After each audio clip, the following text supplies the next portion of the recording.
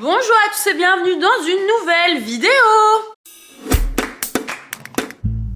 Alors, attendez que je vous installe correctement. Ouais, là je suis parfaite. Au cas où tu viens de débarquer sur cette chaîne, je vais te faire un mini récap de qui je suis en 30 secondes. Promis, ça durera ni plus ni moins que 30 secondes. Je m'appelle Nina, j'ai 30 ans, j'ai travaillé pendant 3 ans en tant qu'employée, j'avais un CDI. Au début c'était très chouette, mais je me suis très vite rendu compte que c'était pas pour moi. Bref, j'ai fini en burn-out complet. Pendant mon burn-out, je me suis fait licencier. Oui, c'est légal en Belgique. En plus de mon licenciement, j'ai également perdu mon logement. Et j'en ai profité de toute cette situation désastreuse pour me dire qu'en fait, c'était le moment de réaliser son rêve. Et c'est donc comme ça que je suis partie en road trip dans tous les États-Unis. Ce voyage n'étant pas énormément préparé à l'avance, j'ai dû réduire au maximum le budget. C'est donc comme ça que j'ai développé certains skills de rat. Voilà. Je te souhaite un très bon visionnage. Donc j'en ai déjà parlé sur Insta. Si jamais tu me suis pas sur Insta, j'ai fait une série de réels où en gros j'explique ce que je vais t'expliquer maintenant mais en plus raccourci. Donc là je vais un peu développer. Déjà, comment faire pour minimiser au maximum ton budget? Je pense que dans un premier temps, ce qui va faire que tu vas dépenser le moins possible, c'est que ton itinéraire sera prêt au maximum à l'avance. Comme ça, tu n'auras pas de mauvaises surprises. Pour moi, ça c'est vraiment le truc à faire le plus possible en aval. Ça se dit en aval? Bref. C'est de préparer ton itinéraire pour avoir, comme je vous l'ai dit, le minimum de mauvaises surprises. Nous, dans un premier temps, on savait de où on arrivait et de où on repartait. Et au moins, ça nous a déjà donné un fil conducteur. Prévois bien ton billet de retour. Parce que nous, on avait prévu de partir 3 mois. Et au début, je voulais pas prendre de billet de retour. Mais je pense que pour passer la douane, ça te facilite quand même le passage d'avoir un billet de retour pour prouver que t'as prévu de rentrer en Belgique, quoi. Et aussi, c'est un peu triste, mais prévois les endroits sur lesquels tu peux éventuellement faire une croix. C'est-à-dire que vouloir en faire trop, c'est, je pense, te foutre une balle dans le pied. Parce que ça a été mon tort. J'ai voulu en faire énormément. Enfin, je voulais en faire 3 fois trop, quoi. Vraiment, je voulais faire de croix sur rien. Je voulais faire Monument de Vallée, je voulais faire Grand Canyon, je voulais faire le Wyoming, je voulais faire Yellowstone, je voulais faire Grand Teton, je voulais faire Yosemite. Impossible. Tu ne peux pas tout faire. C'est impossible. Je pense que le mieux, c'est de prévoir ton itinéraire au maximum à l'avance. Et te faire une liste des trucs que tu veux absolument faire. Genre moi, je savais que par exemple, le Wyoming, Yellowstone, Grand Teton, je voulais absolument faire. Mais par exemple, Yosemite, bah, j'ai fait une croix dessus. J'ai finalement décidé de faire une croix dessus parce que tu peux pas tout faire. Donc ça, je pense que c'est bien de l'avoir en tête avant aussi, de bien te renseigner sur ce que tu veux absolument faire et ce que tu peux, les choses sur lesquelles tu peux faire l'impasse, parce que du coup ça va t'aider dans ton budget, de te dire bah ça coûte autant, donc ça je décide de pas faire, etc. Donc voilà, préparer ton itinéraire. Ensuite, pour ton itinéraire, je pense que tu as besoin, c'est pratiquement certain en fait, si tu décides de faire un road trip, t'as besoin d'une voiture. Ta voiture de location, nous ça c'est vraiment ce qui nous a coûté le plus cher parce que bah, tu dois t'assurer au maximum. Donc vraiment, quand je te disais qu'il fallait prévoir un minimum d'argent, bah typiquement ta voiture de location ça va te coûter quoi, c'est certain. Et les assurances et compagnie, ça va te coûter aussi, donc prévois un maxi budget là-dessus. Pour parler budget, nous, la première partie du séjour sur la côte ouest, on a loué une voiture pour 45 jours et ça nous a coûté 1600 €. J'ai pratiquement plus de temps sur ma carte mémoire, je vais changer de carte mémoire. Le cadrage n'a pas trop changé, donc on a loué une pour 45 jours, ce qui est vraiment, c'est long, hein. 45 jours c'est 1 mois et demi, donc c'est long. Ça nous a coûté 1600 €, tout compris. Assurance, location, enfin voilà.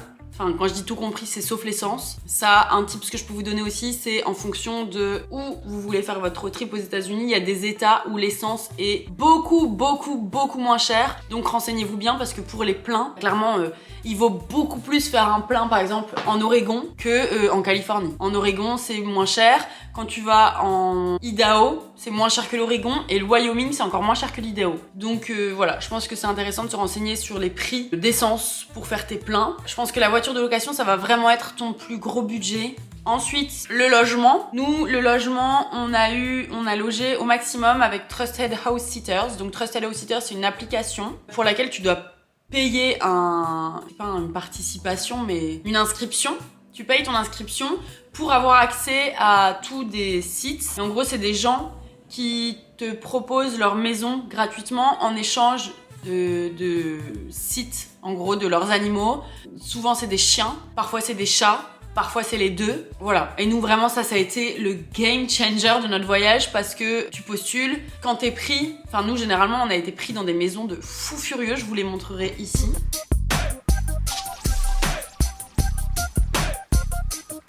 Les maisons dans lesquelles on a logé, c'est des maisons de dingue. Franchement, c'est des maisons de fous. On n'aurait jamais pu s'offrir sans passer par ce genre d'application. Et ça te coûte rien en fait. Donc, mis à part ton inscription qui te coûte 146 €, si pas ça te coûte rien, je pense, enfin c'est pas je pense et je suis sûre que ça va changer bientôt et que maintenant, en plus de l'inscription qui coûte 146 €, t'auras des frais de 10 € par site. Donc en gros, quand tu postuleras, une fois que t'es accepté, tu paieras 10 € par site. Ça reste pas cher. Ça devient plus cher que ce que ça n'a été quand moi j'ai été, mais ça reste pas cher. Donc il y a ça. Je pense que vous pouvez aussi vous renseigner, c'est parce que moi j'ai pas de maison, mais si pas, il y a des trucs d'échange de maison aussi. Enfin, c'est des trucs pour lesquels il faut se renseigner quand même. Le coach surfing, je sais pas si ça existe encore. Et si pas, ça dépend à la période à laquelle vous partez, mais du camping. Hein. Si vous louez une voiture dans laquelle il y a moyen de dormir dedans, nous on l'a jamais fait parce que clairement les températures étaient beaucoup trop basses et qu'on voulait vivre. Mais si pas, je pense que ça peut aussi grave être une option. Tu dors dans ta voiture, t'économises des nuits. Forcément, une fois de temps en temps, il vaut mieux te prendre une nuit à l'hôtel pour pouvoir te laver,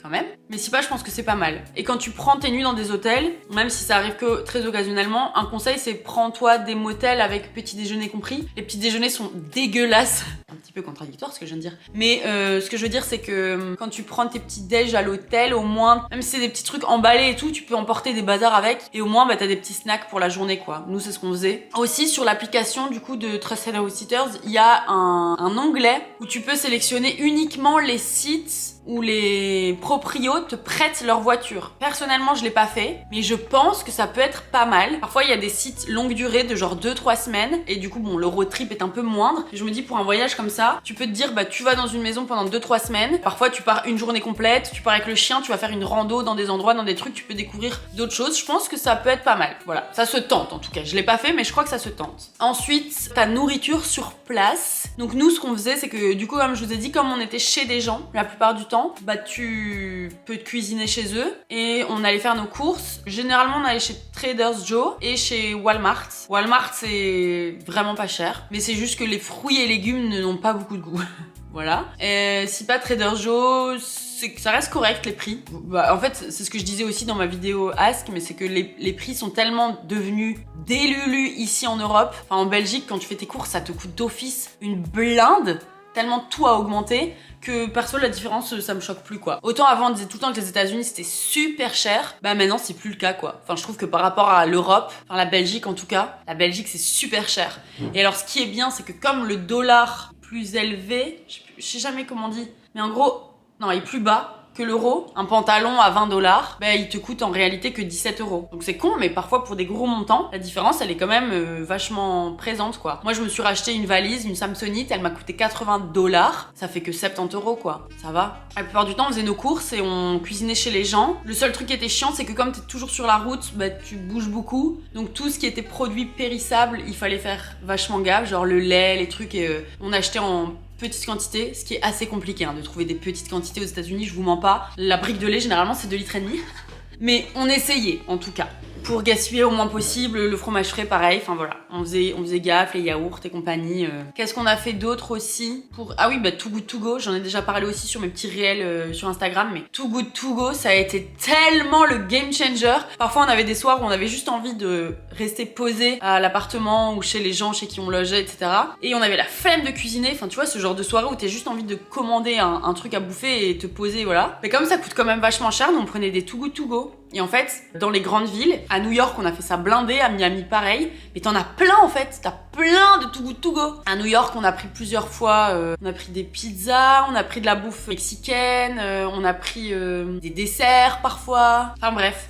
Et du coup, bah ça, je trouve c'est trop la bonne option parce que tu cuisines rien, tu découvres des nouveaux restaurants, enfin voilà. Bah c'est comme si tu prenais un truc à emporter. C'est pas comme si tu prends un truc à emporter, mais ça te coûte 3 fois moins cher. Et d'ailleurs, je trouve que les Too Good To Go là-bas coûtent même moins cher que les Too Good To Go ici. Enfin, j'habite à Tournai, petite ville en Belgique. Et les Too Good To Go, il y en a quasi pas, quoi, parce que c'est une petite ville. Et donc t'en as, mais il faut être hyper à l'affût pour les avoir, nanana. Enfin, il y a pas grand monde sur Too Good To Go. À New York, t'en as, mais à foison, quoi. T'as l'embarras du choix. Nous, je me rappelle, à l'appartement où on était, on sortait, on marchait 4 minutes, t'avais au moins 6 ou 7 choix de Too Good To Go, quoi. Donc voilà. Si pas, bah les fast-food, hein. Clairement, Wendy's, il y a un menu deals, ça coûte 6$. T'as le burger, les frites, des nuggets et ta boisson. 6$. Sur la côte ouest, In-N-Out, ça coûte que dalle. C'est incroyable, c'est trop bon, c'est le meilleur fast-food que j'ai jamais mangé de ma vie. Et vraiment, il coûte pas cher, quoi. Putain, ça a l'air trop bon. Alors, Pas mal. je vais goûter le milkshake à la vanille.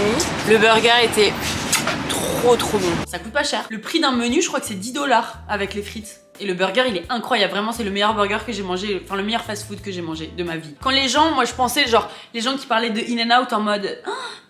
Je croyais qu'ils en faisaient trop. Non, je vous jure, ils en font même pas assez, c'est trop bon. Quoi d'autre qui était vraiment pas cher? Ah oui, un bon plan aussi, mais ça rejoint un peu l'esprit Too Good To Go. Mais il y a pas mal de Whole Foods. C'est de la bouffe un peu saine. Enfin, c'est pas un peu saine, c'est hyper sain. Et en gros, dans Whole Foods, il y a des espèces de grandes buffet où tu peux te servir et c'est au poids. Et quand tu vas peu de temps avant la fermeture, le seul truc c'est que parfois c'est chiant parce qu'ils ferment assez tard et donc du coup bah, pour y aller avant la fermeture c'est chiant. Mais nous ça nous est arrivé plusieurs fois, ça fermait genre à 21h, on arrivait à 20h, 20h30 et en gros tout est hyper cassé, les prix c'est genre à 50%, un truc du genre. Et donc tu te fais ton petit truc, tu le pèses et comme c'est à 50% ça te coûte 3 fois rien. Et là c'est de la bouffe, t'as un peu de tout, t'as pas mal de légumes, du poulet mariné, t'as pas mal de soupe, enfin bref il y a vraiment plein de trucs. Et ça je trouve que c'est aussi pas mal une bonne option quand t'as un peu la flemme de cuisiner, que tu veux manger un petit truc et voilà. Ensuite, au niveau de ces activités sur place, honnêtement, je trouve qu'il y a des activités qui valent trop le coup et qui coûtent que dalle. Par exemple, à Miami, bon,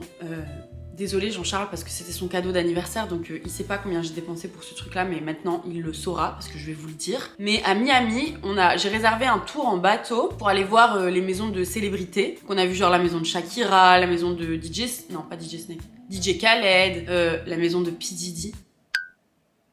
Le tour nous a coûté que 10€ par personne. Enfin du coup je lui ai offert donc 10€ pour moi, mais pour 20€, mais pour deux. Et c'est parce qu'il y avait des ristournes sur Get Your Guide. Donc vraiment, Gaieté Blindé, Get Your Guide et Airbnb Experience. Franchement, je trouve qu'il y a plein de trucs où ça vaut trop la peine, quoi. Et c'est con, mais le fait de faire une petite sortie en bateau, bah, ça te dépayse quand même. Enfin, tu vois, tu fais un truc différent. On a été voir les baleines à Monterey. Ça, c'était un peu plus cher. Je pense que c'était 40$ par personne, mais en vrai, 40$, ça fait 35€ par personne, quoi. Donc encore une fois, ça vaut grave la peine. Qu'est-ce qu'on a fait d'autre comme activité? Bon, par contre, New York, les tours, ils se chient sur les prix. On a payé 55 voire 60$ je pense par personne pour monter en haut du... Ça s'appelle comment encore ce truc? Vanderbilt, je sais plus comment il s'appelle.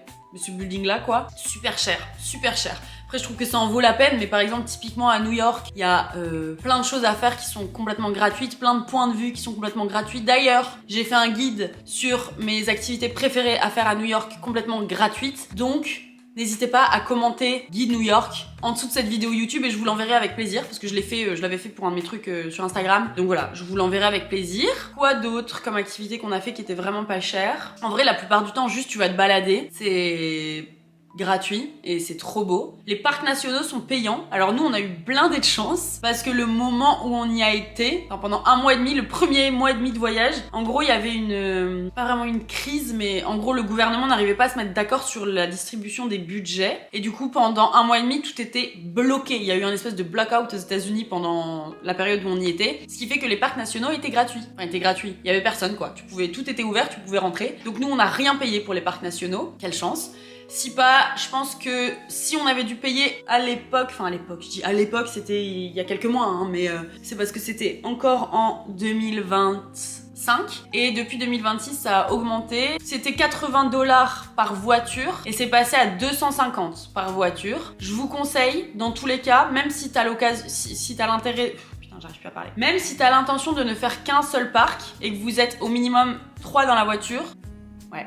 Je vous conseille de l'acheter avant. Le pass pour tous les parcs qui coûte 250$ par voiture. Si tu ne prends pas le pass à l'avance, Quand tu arrives sur place, si tu veux visiter qu'un parc, je pense que c'est genre 35 $, mais tu payes un supplément par personne présente dans la voiture. Donc si jamais t'es une personne, c'est 135 $, si jamais t'es deux personnes, 235 $, et là ça devient quasi déjà plus intéressant de prendre le pass à l'avance. Donc voilà.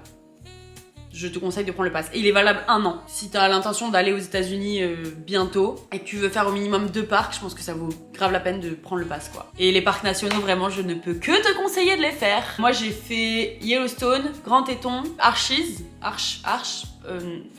en Utah. C'est magnifique. C'est les plus beaux paysages que j'ai vus de ma vie étaient dans les parcs nationaux, clairement. Donc voilà. Il y a certains parcs qui font pas partie des parcs nationaux et qui sont quand même à voir. Si tu vas du côté de Moab et que tu vas voir du coup le parc national des Arches, je te conseille absolument d'aller voir aussi. C'est quoi? Dade State Horse Park, je pense que c'est ça. La plus grosse claque de ma vie. Non, pas la plus grosse, mais c'était incroyable. Ça, c'était 15 $ en plus. C'était valable pour 2 jours, donc tu payais 15 $ et t'avais le droit d'y aller pendant 2 jours. C'était magnifique. C'était magnifique. Ça valait tellement le coup de payer ce truc. Mais si pas, même si t'as pas envie de payer les parcs nationaux, je pense que tu rates. Mais si pas, juste tu vas te balader, c'est déjà incroyable, quoi. Genre quand on était en Oregon, on a fait plein de promenades qui n'étaient pas du tout dans des parcs nationaux. Les couleurs étaient magnifiques. Tu te balades le long de rivières. Enfin voilà. Je crois que c'est tout. C'est déjà pas mal. Si tu regardes cette vidéo et que t'as d'autres tips, t'as d'autres idées, des trucs qui te viennent en tête pour voyager